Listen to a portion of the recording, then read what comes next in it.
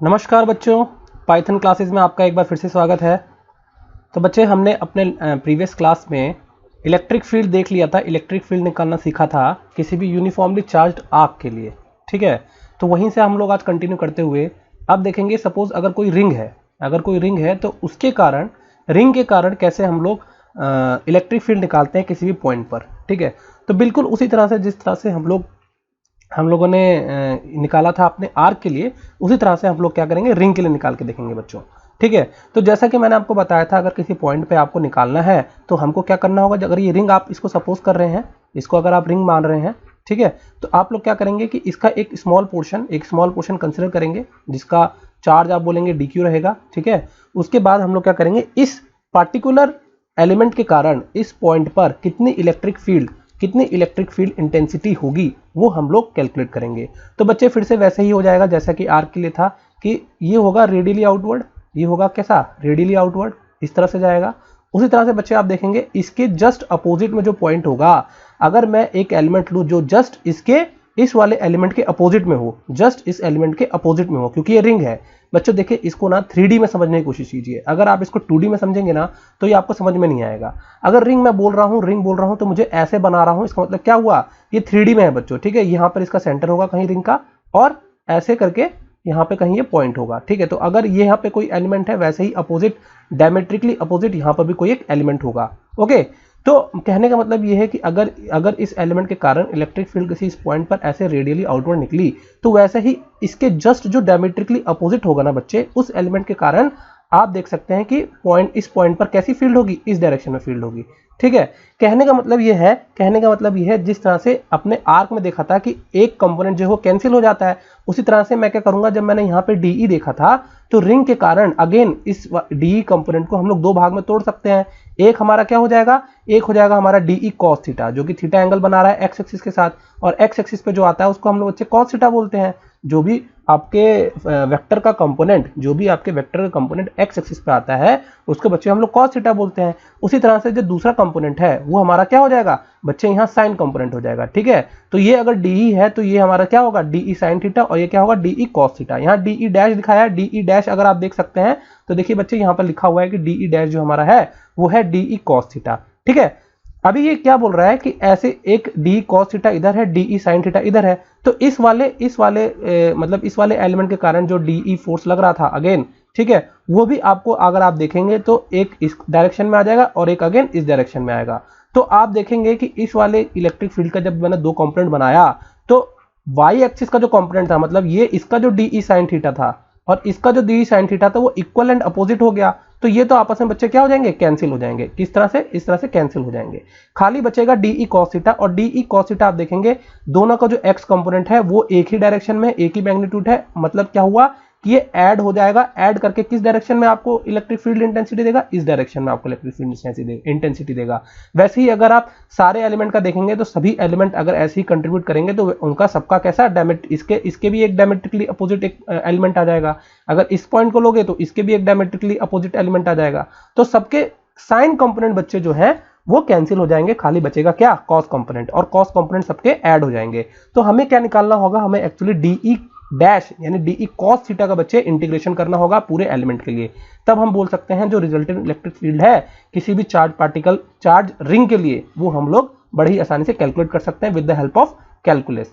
ठीक है, अभी कैलकुलस से जब बच्चे हम लोग कैलकुलेट करते हैं ना वो हमें थोड़ा सा मुश्किल जरूर लगता है, बट क्या है, इसको हम लोग जब गॉस लॉ पढ़ लेंगे ना, जब हम लोग गॉस लॉ पढ़ लेंगे तो बड़ी ही आसानी से विदाउट यूजिंग कैलकुलस उसको हम लोग सॉल्व कर सकते हैं, है ना। और हमको क्या है, मैं पहले कैलकुलस क्यों बता रहा हूं, क्योंकि कैलकुलस से भी आपको निकालने बच्चे आना चाहिए, क्योंकि कुछ चीजें होती हैं जो कैलकुलस में आसान होती हैं, गॉस लॉ से डिफिकल्ट हो जाती हैं। प्लस अगर आप कैलकुलस से भी निकालना जानते हैं तो आप अपने रिजल्ट को क्या कर सकते हैं, वेरीफाई करवा सकते हैं कि भाई गॉस से मैंने निकाल के देख लिया और कैलकुलस से भी निकाल के देख लिया। अगर दोनों से सेम आ रहा है मतलब क्या है कि हमारे रिजल्ट जो है वो सेम, मतलब सही है, करेक्ट है। ठीक है, तो चलिए हम लोग क्या करेंगे, डीई कॉस थीटा को अगर हम देखिए, अब डीई कॉस थीटा को ही हमको इंटीग्रेट करना है। तो बच्चे देखिए डीई जो था वो मैंने आपको बताया था के डी क्यू, डीई जो होता है वो मैंने आपको पहले ही बताया था कि K D Q upon R square होता है। तो यहाँ पे बच्चे अगर आप डिस्टेंस देखेंगे तो डिस्टेंस ये है, ये डिस्टेंस है, और हमने बच्चे क्या एज्यूम किया हुआ है यहाँ पे हमने एज्यूम किया हुआ है हम अगर आप गौर से देखेंगे बच्चे तो हमने यहाँ पे एक चीज एज्यूम करी हुई है। एज्यूम क्या करी है? एज्यूम क्या मतलब हमने मानी हुई है कि ये जो डिस्टेंस है सेंटर से लेकर आपका जिस पॉइंट पे आप निकाल रहे हो वो डिस्टेंस बच्चे आपका x है, और ये रेडियस क्या है? ये जो आपका रिंग का रेडियस है वो r है। तो ये डिस्टेंस बच्चे क्या हो जाएगा? ये हाइपोटेनस हो जाएगा। अपने हाइपोटेनस किसका? एक राइट ट्रायंगल का। तो इसकी लेंथ क्या हो जाएगी? Root r square plus x square हो जाएगा। तो वहीं अगर मैं डिस्टेंस का स्क्वायर करूं, मतलब इस डिस्टेंस का स्क्वायर करूं, तो मेरा क्या आ जाएगा? R square plus X square, root cut जाएगा। ठीक है। और cos थीटा के लिए अगर मैं निकालूं तो ये बच्चे ये थीटा था मेरा, तो इसी के लिए क्या हो जाएगा? आपने पढ़ा होगा 11th में कंसेक्यूटिव अपोजिट एंगल, तो ये एंगल भी मेरा थीटा हो जाएगा। तो अगर ये एंगल भी थीटा है तो अब अगर cos थीटा आप लिखेंगे तो cos थीटा आप क्या लिखेंगे? आप लिखेंगे base upon hypotenuse. Base upon hypotenuse लिखेंगे तो क्या आ जाएगा? x upon root R square plus X square. अच्छा, यहाँ पे भी R square plus X square है, यहाँ पे भी R square plus X square है, तो क्या हो जाएगा? R square plus X square की पावर 3/2 हो जाएगी बच्चे। और ऊपर में क्या बच जाएगा आपका? के एक्स इंटू डी क्यू, के एक्स इंटू डी क्यू, और यही वैल्यू क्या होगी आपकी? डी ई डैश की वैल्यू होगी, और डी ई डैश ही मेरा रिजल्टेंट इलेक्ट्रिक फील्ड इंटेंसिटी है बच्चे। ठीक है। तो अगर मुझे ई डैश टोटल निकालना है तो अब मुझे इसको इंटीग्रेट करना पड़ेगा। अगर इंटीग्रेट करोगे तो बच्चे ये डी ई डैश जो है पूरा ई डैश बन जाएगा, और इसको इंटीग्रेट करने के लिए जब आप देखेंगे तो इसमें क्या वेरिएबल है? खाली डी क्यू वेरिएबल है। क्या वेरिएबल है? खाली डी क्यू वेरिएबल है, क्योंकि डिस्टेंस एक्स जो है वो कांस्टेंट है, रेडियस जो है वो कांस्टेंट है, के तो हमारा कांस्टेंट है ही, तो खाली वेरिएबल क्या बचा? खाली वेरिएबल बचा डी क्यू। तो डी क्यू को बच्चे आप इंटीग्रेट कीजिए। डी क्यू को जब आप इंटीग्रेट करेंगे तो टोटल चार्ज क्या था मेरा? यहाँ पर क्यू था। अच्छा बच्चे, इसमें एक और चीज कर सकते थे, जैसा कि हमने आर्क के लिए किया, कि जैसे क्यू है और यहाँ पर देखिए चार्ज पर यूनिट लेंथ दिया हुआ है, charge per unit length of ring दिया हुआ है। मतलब क्या है? सिग्मा की जो वैल्यू है वो के बाय एल है, के बाय एल, जहां पे एल जो है मेरा वो क्या होगा? पेरीमीटर होगा। पेरीमीटर मतलब 2πr होगा। समझ में आएगा बच्चे आपको? तो आप क्यू की वैल्यू डाल दीजिए, तो आप ये भी लिख सकते हैं कि इसका जो फाइनल रिजल्ट है आप इस तरह से भी लिख सकते हैं कि E dash is equal to K, Q की वैल्यू डालेंगे तो sigma into 2πr X upon R square plus X square की पावर 3/2, इस तरह से भी लिख सकते हैं। ये भी सही है और ये भी सही है। ठीक है, समझ में आएगा बच्चे आपको? अब क्या है? Electric field intensity due to charge ring आपको समझ में आ गया। चलिए अब दूसरा देखते हैं, electric field due to uniformly charge spherical shell. Spherical shell बच्चे, स्फेरिकल शेल का क्या है? अगर मैं शेल के लिए अगर निकालता हूं तो देखिए कुछ इस तरह से लिखूंगा। कुछ रिजल्ट्स हैं जो मैंने डायरेक्ट लिख दिए हैं, वो आप गॉस लॉ से भी प्रूव कर सकते हैं। यहाँ पे मैंने इसका डेरिवेशन नहीं दिखाया है कि किस तरीके से आया है, लेकिन अगर शेल है तो ये तो आप डायरेक्ट जान ही रहे हैं कि के क्यू बाय आर स्क्वायर होता है। तो आउटसाइड मतलब शेल मतलब क्या हो बच्चे? कि अंदर से खोखला है। अंदर से क्या है? खोखला है। तो आगे आप पढ़ेंगे कि अगर ये शेल मतलब मेटल की अगर कोई हॉलो चीज आप बनाते हैं तो उसके अंदर ना वो इलेक्ट्रिक फील्ड को आने नहीं देता है। तो केवल इलेक्ट्रिक फील्ड इंटेंसिटी क्या होगी? केवल एक बाहर वाले पॉइंट के लिए होगी, अंदर में नहीं होगी, अगर ये हॉलो है तो। ठीक है। तो उसी तरह से बच्चे आप यहाँ पे बोल सकते हैं ई आउटसाइड अगर आपको निकालना है तो वो तो हो जाएगा के क्यू बाय आर स्क्वायर, जहां पे आर स्क्वायर क्या है? Distance from centre to that particular point जहां पे आप इलेक्ट्रिक फील्ड निकाल रहे हो वैल्यू, इस चार्ज शेल के कारण, क्योंकि चार्ज जो होता है ना बच्चों पूरा बाहर की तरफ आ जाता है। ठीक है। और मैं इसको और अच्छे से समझाऊंगा जब हम लोग गॉस लॉ करेंगे। तो एक्चुअली में गॉस लॉ के मदद से ये सब चीजें निकाली गई हैं, वहां पे हम लोग देखेंगे। अच्छा, ये चीज तो हमको डायरेक्ट पता है, ये लिख दी। और ये ई इनसाइड जीरो कैसे आया बच्चे? जीरो इसलिए आया क्योंकि मेटल के अंदर में चार्ज नहीं होता है, ऐसा गॉस लॉ में बताया गया है। ठीक है। गॉस लॉ में बताया गया है कि अगर चार्ज जो आपका है वो अगर आपके डिफाइंड एरिया में नहीं है तो वहां पर इलेक्ट्रिक फील्ड इंटेंसिटी नहीं हो सकती है। ठीक है। बाहर की तरफ सारा चार्ज रहता है, इसलिए इसकी इलेक्ट्रिक फील्ड भी क्या होगी? बाहर की तरफ होगी। समझ में आएगा बच्चे? सारा चार्ज जो होता है ना, अगर मेटल की शेल है तो वो बाहर की तरफ आ जाता है, लेकिन याद रखिएगा ये केवल हॉलो के केस में है, ये आपके सॉलिड के केस में नहीं है। ठीक है। इसका डेरिवेशन हम दोबारा देखेंगे गॉस लॉ में। तो आप अभी ये देखिए कि ई आउटसाइड के क्यू बाय आर स्क्वायर है और ई इनसाइड आपका जीरो है। तो अगर इसका मेरे को ग्राफ बनाना है बच्चे तो मैं बोल सकता हूं इलेक्ट्रिक फील्ड इंटेंसिटी जो है मेरी वो इनवर्सली प्रोपोर्शनल है आर स्क्वायर के, है ना? इनवर्सली प्रोपोर्शनल आर स्क्वायर के। और वो क्या थी?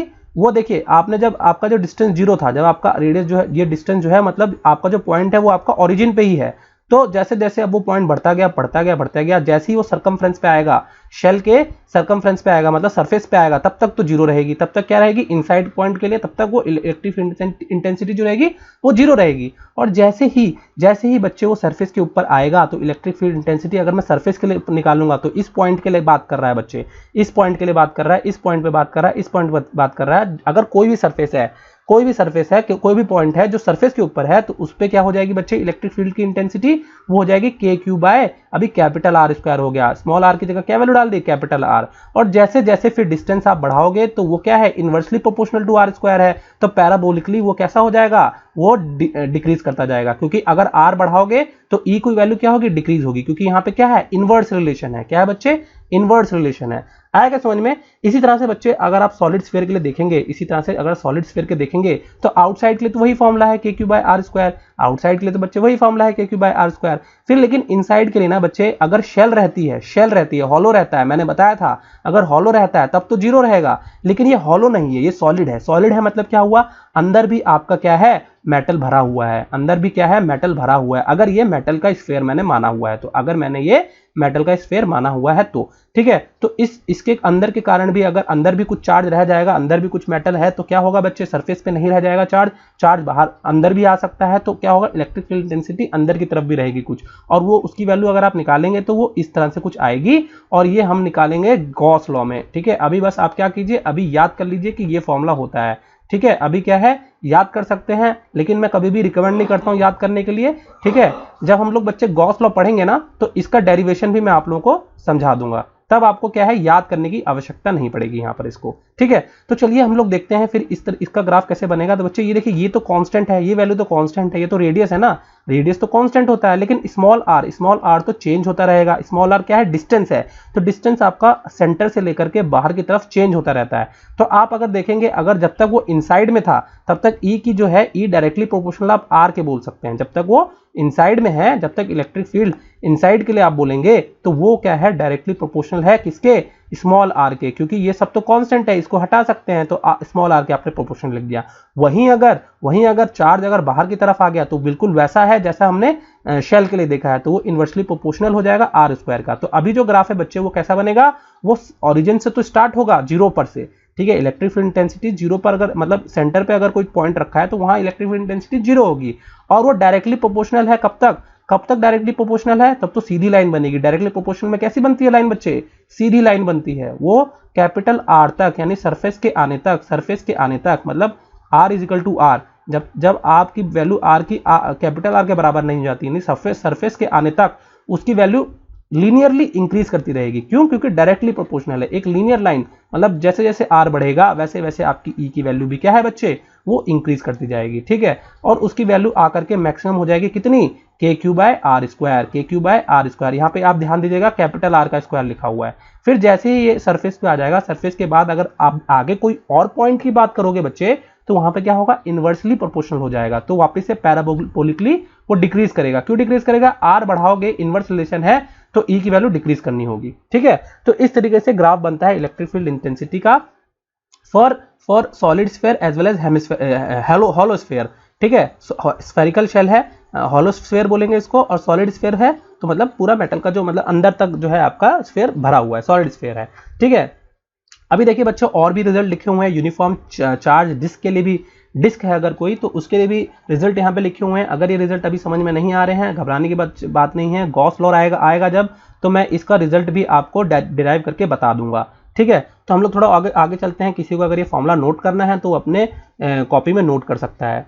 चलिए अभी उसी तरह से uniform infinite sheet of charge के लिए बच्चे रिजल्ट ये होता है, रिजल्ट अगेन गॉस लॉ से डिराइव किया जाएगा। ठीक है, कुछ चीजें मैंने कैलकुलस से बता दी हैं, ये कैलकुलस से भी किया जा सकता है, लेकिन इजी पड़ेगा with the help of Gauss law, तो मैं गॉस लॉ से इसको बताऊंगा। इलेक्ट्रिक फील्ड लाइंस स्टार्ट करने से पहले बच्चे मैं आपको अब बताने जा रहा हूं अपनी एनसीईआरटी का। बच्चे हम लोग थोड़ा एनसीईआरटी पे जाएंगे, एनसीईआरटी कहाँ है, देखिए एनसीईआरटी है, हमने यहाँ तक अपना एनसीईआरटी का पोर्शन कवर कर लिया था। कल हमने जो अपना प्रीवियस लेक्चर था उसमें यहाँ तक इलेक्ट्रिक फील्ड का हमने कवर कर लिया था। फिर क्या है, सिस्टम ऑफ चार्जेस के लिए हमने निकालना सीखा था बच्चे। ठीक है, सिस्टम ऑफ चार्जेस के लिए मैंने निकालना सीखा था, तभी मैंने आपको फिर क्या बताया, आर्क के लिए निकालना बताया और रिंग के लिए निकालना बताया, फिर सॉलिड, हॉलो, स्फीयर, इन सब की बात करी। तो बच्चे अब हम लोग आ जाएंगे एक न्यूमेरिकल पे, देख लेते हैं अपना ये न्यूमेरिकल देखेंगे हम लोग। उससे पहले मैं टाइम देख लेता हूं।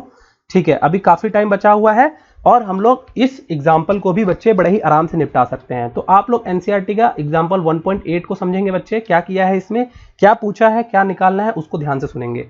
तो बच्चे इसमें क्या बोल रहा है, इसमें ये बोल रहा है एन इलेक्ट्रॉन फॉल्स। पहले क्वेश्चन ध्यान से पढ़ें बच्चे, क्वेश्चन ध्यान से पढ़ लेंगे बच्चे तो आपका क्या है, मोस्ट ऑफ द क्वेश्चन जो है वो वहीं सॉल्व हो जाता है। तो देखिए क्या बोल रहा है, an electron falls through a distance 1.5 centimetre. कोई इलेक्ट्रॉन है जो कि 1.5 सेंटीमीटर के डिस्टेंस पे फॉल हो रहा है, ठीक है।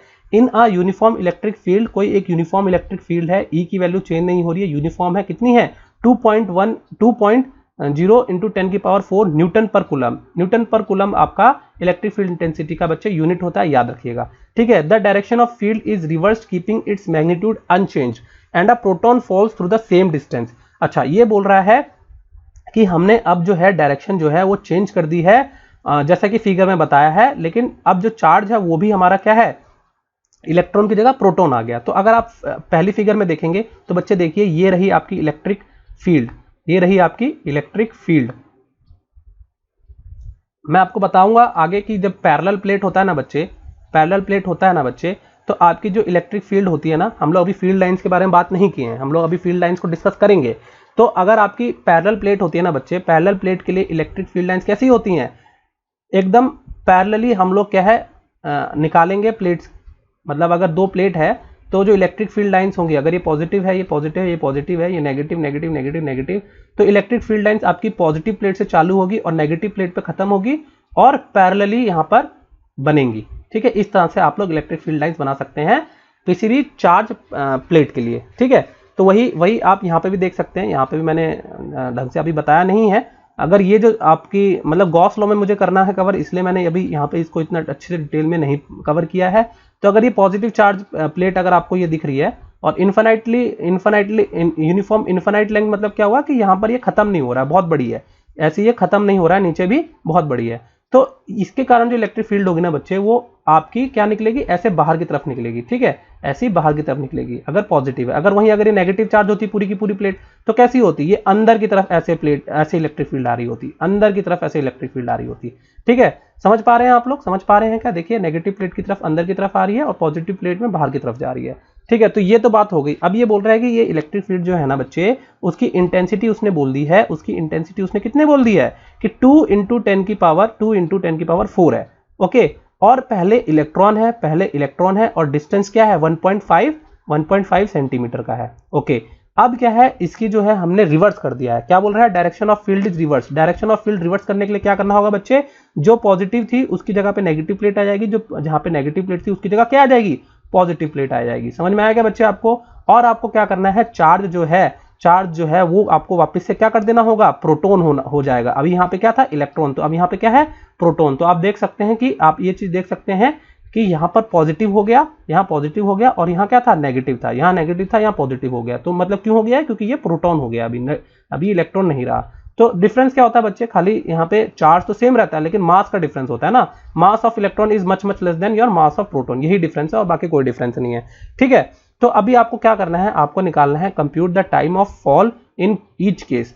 हमको निकालना है टाइम ऑफ फॉल, ठीक है, और हमको फिर उसको फ्री फॉल की कंडीशन से कंपेयर करना है। फ्री फॉल क्या होता है बच्चे, फ्री फॉल होता है जब अर्थ के सरफेस पे आप कोई भी ऑब्जेक्ट छोड़ देते हो तो अपने आप, मतलब without giving it a force, ठीक है, बस आपको क्या करना है, ड्रॉप करना है, छोड़ना है, इसको फोर्स के साथ नहीं छोड़ना है। आप इसको इसमें कोई वेलोसिटी नहीं देंगे, आप इनिशियल वेलोसिटी 0 रख के इसको छोड़ेंगे, ठीक है। तो जो भी टाइम इसको लगता है, मतलब जब ये इस तरीके से फॉल करती है तो इसको हम लोग फ्री फॉल बोलते हैं, फ्री फॉल अंडर ग्रेविटी बोला जाता है इसको, ठीक है। अगर आप कुछ फोर्स दे देंगे, कुछ इनिशियल वेलोसिटी दे देंगे तो वो आपका फ्री फॉल नहीं होता है बच्चे, ठीक है। तो चलिए ये कहानी है, ये हमको इसमें देखना है। तो बच्चे एक और चीज देखिए, इसमें एक और चीज इंपॉर्टेंट है कि आपका ना जो इलेक्ट्रॉन होता है, नेगेटिव चार्ज होता है ना, वो फील्ड के अपोजिट मूव करता है, फील्ड के अपोजिट मूव करता है। और जो आपका अगर ये अगेन पॉजिटिव बना रहा हूं, ठीक है मैं, अगर आपका चार्ज उल्टा हो जाएगा तो अगर यहाँ पे प्रोटॉन होगा यानी पॉजिटिव चार्ज होगा तो ये फील्ड की डायरेक्शन में मूव करता है, ठीक है। ये हम लोग करंट इलेक्ट्रिसिटी में इसको डिटेल में बताएंगे। करंट इलेक्ट्रिसिटी यानी इसका जो नेक्स्ट चैप्टर है, सेकंड चैप्टर इलेक्ट्रिसिटी वाला, इलेक्ट्रोडायनेमिक्स वाला, उसमें हम लोग इसको पढ़ते हैं कि जो आपका सर्किट आपने बनाया है, बैटरी वगैरह लगाई है, तो बैटरी के बाहर आप देखेंगे कि इलेक्ट्रॉन इस डायरेक्शन में मूव कर रहा है और करंट की डायरेक्शन क्या होगी, जस्ट अपोजिट हो जाती है। तो वहीं पे उसीलिए यहाँ पे बताया है कि इलेक्ट्रिक फील्ड के अपोजिट में आपकी इलेक्ट्रॉन की डायरेक्शन होती है और इलेक्ट्रिक फील्ड के सेम डायरेक्शन होगी अगर वो पॉजिटिव चार्ज हो जाएगा। ठीक है, इतना बात अगर आपको समझ में आया, तो बच्चे आप देख सकते हैं फोर्स किस डायरेक्शन में लगेगा, तो ये क्या है, अपोजिट मूव कर रहा है, इलेक्ट्रॉन जो है फील्ड के डायरेक्शन के अपोजिट मूव कर रहा है। वहीं आप देख सकते हैं कि आपने प्लेट को जो चेंज किया था उसको चेंज करने का पर्पस क्या था, उसको चेंज करने का पर्पस ये था कि अब फील्ड लाइंस जो है इसकी डायरेक्शन में, देखिए प्रोटॉन हो गया ना, ये प्रोटॉन हो गया, तो अगर यहां पर प्रोटॉन होता तो वो ऊपर जाता, हमको ऊपर नहीं भेजना है, हमको वापस से नीचे ही भेजना है। तो अगर आपने इसको पॉजिटिव चार्ज लिया है, पॉजिटिव चार्ज बच्चे हमेशा फील्ड लाइन की डायरेक्शन में ही मूव करता है, तो फील्ड लाइन की डायरेक्शन ये है, तो इसी डायरेक्शन में आपका क्या है, वापस से प्रोटॉन भी खींचने लगेगा, यानी फोर्स लगने लगेगा इसके ऊपर फील्ड की डायरेक्शन में। ठीक है, इतना अगर आपको समझ में आया, मूवमेंट इसका प्रोटॉन का भी इस तरफ होगा और इलेक्ट्रॉन का भी इस तरफ होगा। इसी वजह से दोनों क्या है, एक तरीके से गिर रहे हैं, एक तरीके से नीचे गिर रहे हैं, और ये जो गिरना है हमको कंपेयर करना है फ्री फॉल के अंडर द ग्रेविटी से। ठीक है, जैसा हमारा ग्रेविटी के अंदर फ्री फॉल होता है, उससे ये वाला जो फ्री फॉल है वो कैसे अलग है। ठीक है, ये हमको कंपैरिजन करना है। तो उसके लिए बच्चे हमको एक्सेलरेशन निकालना होगा, और प्लस टाइम तो हमें बोला है, टाइम भी हमको निकालना पड़ेगा। टाइम तो निकालने के लिए बोला ही है, टाइम तो यहाँ निकालने के लिए बोला ही है, टाइम ऑफ फॉल हमको निकालना ही है, साथ में कंपैरिजन करने के लिए हमको एक्सेलरेशन भी निकालना होगा। ठीक है बच्चे, तो आप देखिए, आप ये देखिए, एक्सेलरेशन निकाल लोगे तो हम लोग बता सकते हैं ना कि भाई जी से कैसा, जी के कंपैरिजन में हमारा ये वाला एक्सेलरेशन कैसा था। ठीक है, क्योंकि जी तो हमारा क्या है, एक्सेलरेशन टू ग्रेविटी है, तो अगर यहां पर अगर हम एक्सेलरेशन निकाल दें तो हम लोग बता सकते हैं कि फ्री फॉल के रेस्पेक्ट में हमारा अभी जो फॉल है वो कैसा है। ठीक है, तो चलिए क्वेश्चन हम लोग शुरुआत करते हैं। कुल मिला के हमको टी और ए निकालना है बच्चे, टी और ए हमको निकालना है। चलिए देखते हैं क्वेश्चन कैसे सॉल्व किया है, पहले इसको देख लेते हैं। तो जब ये चीज बताइए बच्चे, जो आपका इलेक्ट्रिक फील्ड होता है वो क्या होता है, फोर्स अपॉन यूनिट चार्ज। तो अगर आपका इलेक्ट्रॉन है यहाँ पर, तो उसके ऊपर फोर्स कैसा लग रहा होगा बच्चे, इलेक्ट्रॉन है तो ये चार्ज क्या हो जाएगा, ई चार्ज हो जाएगा, और इलेक्ट्रिक फील्ड ई है तो फोर्स क्या हो जाएगा बच्चे, ई क्या, स्मॉल ई जो चार्ज है। ठीक है, और इनटू इलेक्ट्रिक फील्ड। ठीक है, चाहे अब आपका इलेक्ट्रॉन हो चाहे प्रोटॉन हो, दोनों का चार्ज सेम होता है, तो फोर्स दोनों ही केसेस में दोनों चार्जेस के ऊपर ई इंटू ई ही लगेगा, क्योंकि ई की वैल्यू दोनों की सेम होती है। आएगा समझ में, ई की वैल्यू क्या होती है, दोनों की सेम होती है, कितनी होती है, 1.6 इंटू 10⁻⁻19। ठीक है, इस तरीके से होती है। चलिए अब हम लोग बच्चे देखेंगे कि अब इसके बाद हमको क्या देखना है, हाँ फोर्स को बच्चे आप ये भी लिखते थे, मास इंटू एक्सेलरेशन भी लिखते थे। फोर्स को बच्चे हम लोग क्या लिखते थे, मास इंटू एक्सेलरेशन लिखते थे। अगर मास ऑफ इलेक्ट्रॉन आपको पता है या फिर मास ऑफ प्रोटॉन आपको पता है, तो वहां पर एक्सेलरेशन ऑफ इलेक्ट्रॉन आप निकाल सकते हो या एक्सेलरेशन ऑफ प्रोटॉन निकाल सकते हो, फोर्स अगर निकाल लोगे तो। ठीक है, जो भी आपका फोर्स आएगा बच्चे, इलेक्ट्रिक फील्ड की वैल्यू दी हुई है, चार्ज आपको पता है, तो वहां पे बच्चे क्या करेंगे, वहां पे हम लोग क्या कर देंगे, मास ऑफ इलेक्ट्रॉन से डिवाइड करके एक्सेलरेशन ऑफ इलेक्ट्रॉन या एक्सेलरेशन ऑफ प्रोटॉन निकाल सकते हैं, फिर उसको कंपेयर कर लेंगे लोग जी से। ठीक है, इतनी कहानी करने से पहले हमको जो टाइम निकालना है बच्चे, पहले वो देख लेते हैं कैसे निकाला है। तो बच्चे न्यूटन के जो लॉ है, न्यूटन का लॉ है, उसमें आपने देखा होगा, एक है S = UT + ½ AT², एक क्या है, S = UT + ½ AT²। तो देखिए इसको देखते हैं, S = UT + ½ AT²। तो हमने क्या किया ना बच्चे, इलेक्ट्रॉन को छोड़ा है, यहाँ पे इलेक्ट्रॉन को छोड़ा है, कुछ इनिशियल वेलोसिटी नहीं दी है, तो इनिशियल वेलोसिटी 0 होने के कारण क्या होगा, ये टर्म तो हमारी 0 हो जाएगी। h जो है, हाइट जो है वो हमको गिवन है, हाइट हमें गिवन है, कितनी गिवन है बच्चे, 1.5 सेंटीमीटर। ठीक है, हाइट हमको गिवन है 1.5 सेंटीमीटर। इसको अगर SI यूनिट में कन्वर्ट करना चाहते हो तो कन्वर्ट कर सकते हो, 0.015 मीटर हो जाएगा h की वैल्यू। ठीक है, SI यूनिट में कन्वर्ट करना है तो कर सकते हो, या तो 0.015 हो जाएगा, या फिर ऐसे भी लिख सकते हो कि 1.5 × 10⁻⁻2 मीटर, है ना, जैसे कि यहाँ पर लिखा हुआ है। ठीक है, क्योंकि 1 मीटर में क्या होता है, 100 सेंटीमीटर होते हैं। ठीक है, अभी क्या करना है बच्चे, आपको यहाँ पर देखिए, आपको निकालना था टाइम। आपको क्या निकालना था, टाइम। तो टाइम निकालने के लिए पहले आप क्या करेंगे, अभी देखिए क्या कर सकते हैं, h की वैल्यू आपको पता है, तो h = क्या लिखेंगे, s की वैल्यू, s की जगह क्या लिख दिया, h लिख दिया, s की जगह आपने क्या लिख दिया, h लिख दिया, = ये तो 0 हो गया, तो क्या हो जाएगा, ½ AT²। तो t की वैल्यू अगर आपको निकालनी है बच्चे, तो क्या हो जाएगा, 2 × h/a, इसका रूट हो जाएगा बच्चे, क्या हो जाएगा, 2 × h/a, इसका रूट हो जाएगा। अगर आप इलेक्ट्रॉन का टाइम निकालेंगे कि कितना उसको टाइम लगेगा इस पॉइंट से नीचे आने में, और सेम अगर प्रोटॉन के निकालना है इस पॉइंट से नीचे आने के लिए, तो पहले तो आपको क्या करना होगा, एक्सेलरेशन निकालना होगा बच्चे, दोनों का एक्सेलरेशन मैंने आपको बता दिया है कैसे निकालोगे। जो भी आप इलेक्ट्रिक फील्ड दी हुई है, चार्ज आपको पता है, ये हो गया आपका फोर्स। फोर्स होता है आपका मास इंटू एक्सेलरेशन। मास आपको इलेक्ट्रॉन का पता होता है, आपको क्या निकालना है, एक्सेलरेशन ऑफ इलेक्ट्रॉन निकालना है। तो यहाँ पर अगर इलेक्ट्रॉन का एक्सेलरेशन निकाल सकते हैं इधर से, ठीक है। उसी तरह से बच्चे अगर आपको प्रोटॉन का टाइम निकालना है कि कितना टाइम लगेगा उसको इस हाइट से नीचे आने में, तो आपको क्या डिफरेंस होगा, बस आपका डिफरेंस खाली ये होगा कि 2 तो सेम है, h भी सेम है, खाली मतलब हाइट उसी हाइट से छोड़ रहे हो ना, खाली एक्सेलरेशन ऑफ प्रोटॉन चेंज हो जाएगा। एक्सेलरेशन ऑफ प्रोटॉन क्यों चेंज हो गया बच्चे, क्योंकि फोर्स तो आपका सेम ही था, E इंटू ई ही था, लेकिन मास ऑफ प्रोटॉन जो होता है बच्चे वो काफी ज्यादा होता है कंपेयर टू योर इलेक्ट्रॉन। आप देख सकते हैं यहाँ पे 10⁻³ है मास इलेक्ट्रॉन का, ठीक है। और अगर आप प्रोटॉन की बात करेंगे तो प्रोटॉन का आप मास देखेंगे तो यहाँ कितना लिया हुआ, 10⁻27 लिया हुआ है। आएगा समझ में, आपको समझ में आ रहा है। तो देखिए मास ऑफ प्रोटॉन अगर आपका कम है तो आपका एक्सेलरेशन जो है प्रोटॉन का वो आपका बच्चे क्या हो जाएगा, ये अगर मास कम है तो आपका एक्सेलरेशन ज्यादा आएगा, ठीक है। मास कम है तो एक्सेलरेशन ज्यादा आएगा। और प्रोटॉन का मास ज्यादा होता है, प्रोटॉन का मास ज्यादा होता है, इसका एक्सेलरेशन क्या आएगा, कम आएगा। अगर क्योंकि भाई जानते हैं ना आप लोग, mass of proton is greater then mass of electron. Mass of electron आपका 10⁻31 है और ये क्या है 10⁻27 है, तो -27 आपका क्या हुआ, बड़ा हुआ। मास ऑफ प्रोटॉन ज्यादा हुआ तो एक्सेलरेशन क्या होगा, कम आएगा। उसी तरह से एक्सेलरेशन किसका कम ज्यादा आएगा, एक्सेलरेशन इलेक्ट्रॉन का ज्यादा आएगा, क्योंकि इलेक्ट्रॉन का एक्सेलरेशन इसलिए ज्यादा आएगा क्योंकि मास उसका कम होता है, ठीक है। और F = अगर me इंटू AE करोगे, मास कम है तो आपका AE क्या है, ज्यादा आएगा, ठीक है। समझ में आया, इतना समझ में आ गया बच्चे। आपने टाइम भी निकाल लिया, टाइम ऑफ इलेक्ट्रॉन को कितना लगेगा, टाइम ऑफ प्रोटॉन को कितना लगेगा। तो देखिए इसी तरह से जब आप वैल्यू डालेंगे तो आपका आंसर आ जाएगा। आंसर आया तो इलेक्ट्रॉन को लगा टाइम 2.9 इंटू 10⁻⁹ सेकेंड, -9 सेकेंड। मतलब देखिए बच्चों नैनो सेकेंड में वो 1.5 सेंटीमीटर का डिस्टेंस कवर कर लिया, ठीक है। वहीं अगर आप प्रोटॉन का निकालेंगे तो आप देखिए 1.3 इंटू 10⁻7 -7 सेकेंड लगाया उसको, ठीक है। तो यानी 13 माइक्रो सेकेंड में बोल सकता हूं, ठीक है। तो माइक्रो में इसको टाइम लग रहा है, 13 माइक्रो सेकेंड यानी माइक्रो में प्रोटॉन को टाइम लग रहा है। प्रोटॉन को टाइम ज्यादा लग रहा है और टाइम ज्यादा लगेगा भी, टाइम ज्यादा लगेगा भी, क्योंकि यहाँ क्या है, यहाँ जब आपने वैल्यू डाली मास की तो यहाँ मास ज्यादा आ रहा है, ज्यादा मास होगा तो आपका क्या होगा, टाइम भी ज्यादा लगेगा, ठीक है। इसमें अब देखिए अगर आपको कंपैरिजन करना है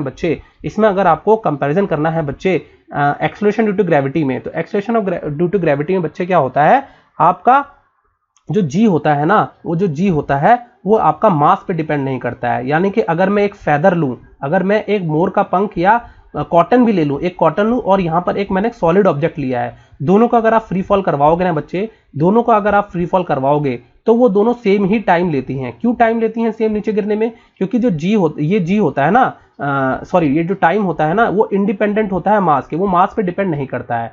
किसमें, फ्री फॉल में, किसमें, फ्री फॉल में। क्योंकि फ्री फॉल में आपका फॉर्मूला कैसा होगा बच्चे, फ्री फॉल में आपका फॉर्मूला होगा 2h/g, ठीक है, 2h/g। तो g जो है वो मेरा मास पे डिपेंड नहीं कर रहा है, it is not a function of mass. लेकिन वहीं जब मैं यहां पर आपको बोल रहा हूं, जब मैं यहां पर चार्ज के लिए बोल रहा हूं, तो 2h/ आपने a लिखा, तो a की वैल्यू जो है बच्चे वो आप कैसे सब्स्टिट्यूट करते हो, a की वैल्यू आप सब्स्टिट्यूट करते हो बच्चे E यानी फोर्स अपॉन मास में। E की वैल्यू आपने सब्स्टिट्यूट कर दी, A की वैल्यू आपने सब्स्टिट्यूट कर दी, E यानी फोर्स अपॉन मास में। तो आपका जो टाइम है ना, टाइम है या फिर एक्सेलरेशन है, एक्सेलरेशन जो है वो इनवर्स फंक्शन हो गया आपका, वो कहीं ना कहीं आपका 1/m पे डिपेंड कर रहा है, ठीक है। एक्सेलरेशन जो है वो यहाँ पर m पे डिपेंड कर रहा है। अगर एक्सेलरेशन m पे डिपेंड कर रहा है तो जब यहाँ पर आपने वैल्यू देखी तो यानी टाइम पीरियड भी जो है आपका मास पर कहीं ना कहीं डिपेंड करेगा।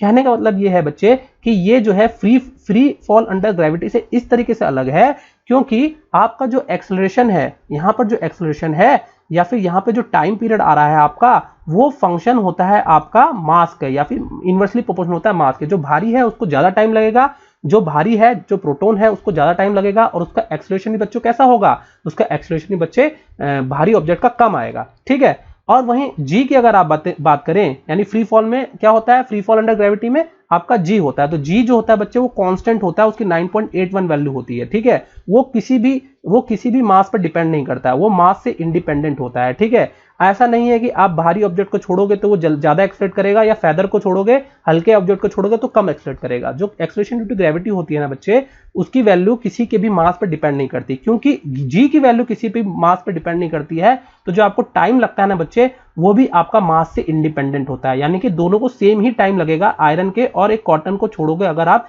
किसी हाइट से तो नीचे आने में, ठीक है। तो ये इस तरीके से आपका क्या है, अलग है फ्री फॉल अंडर ग्रेविटी के। तो हमने क्या किया बच्चे, एक्सेलरेशन भी निकाल लिया, हमने बच्चे टाइम पीरियड भी निकाल लिया, और हमने ये भी डिस्कस कर लिया कि ये किस तरीके से अलग है फ्री फॉल अंडर ग्रेविटी से। तो ये एग्जांपल जो है बच्चे बहुत ही अच्छा एग्जांपल था। आपको स्टार्टिंग में डिफिकल्ट लगेगा, लेकिन आप अगर इसको समझ जाएंगे एक बार तो आपको इस क्वेश्चन की ब्यूटी जो है वो समझ में आएगी बच्चे।